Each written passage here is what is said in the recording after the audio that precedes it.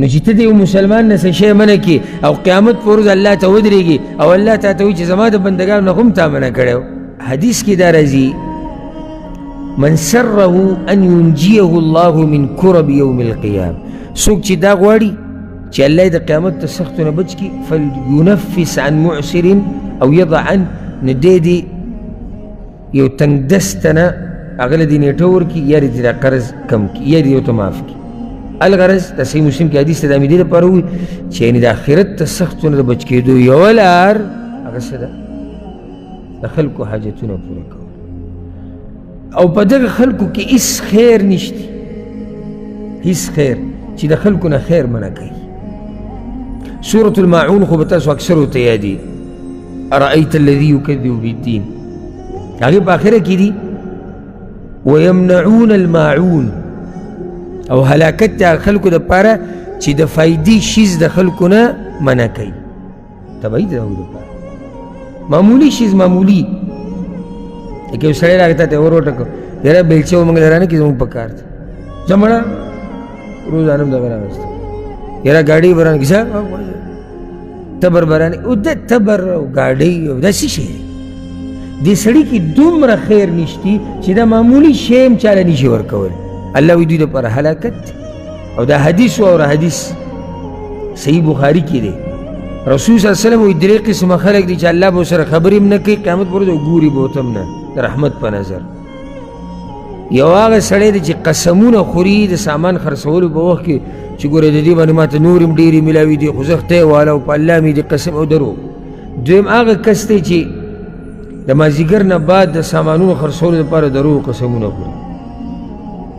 دریم دې دپاره مې دا حدیث وی. او یو سړی دی چې د هغه سره زیاتي اوبه دي زیاتي او دته خلک منع کړو، دته څه کړو؟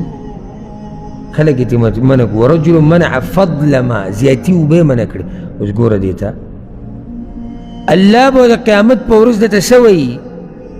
اليوم امنعك فضلي كما منعت فضل ما لم تعمل يداك، نن به زه تا نه هغه فضل منع کومه ځکه چې تا هغه فضل منع کړی چې هغه ستا د لاسونو پکې څه کار هم نه اوبه خو الله تعالی درکړي. خیال مې دی که نو چې ته د یو مسلمان نه څه شی منع کړي او قیامت په ورځ الله ته ودرېږي او الله تا ته وایي چې زما د بندګانو نه هم تا منع کړی و، زما د بنده حاجت او زما د بنده ضرورت و تا منع کړی و، د هغه نه مال تا د هغه نه منع کړی و، سپارش تا د هغه نه منع کړی و، مرسته ته پلانې شی پلانې شی، الله له به څه جواب ورکړي؟ هیڅ جواب نشته. او چې الله دې بیا د خپل خیر نه منع کړي او د رحم او کرم نه دې منع کړي خو لاړ دغه انسان تباه او برباد شو. نو ځکه نصیحت هغه دا دی چې د یو بل سره مرستې کوئ، حاجتونه پوره کوئ د یو بل. هکه هر قسمه حاجت یو سړی دې ولیدو قرضې پې دي قرضې ونه کمې که ختمې که لکه اوس دې رسي که ستا پې قرض یې ختمې که معافې که ورته یا یې ورته کم که یا ورته نیټه زیاته که.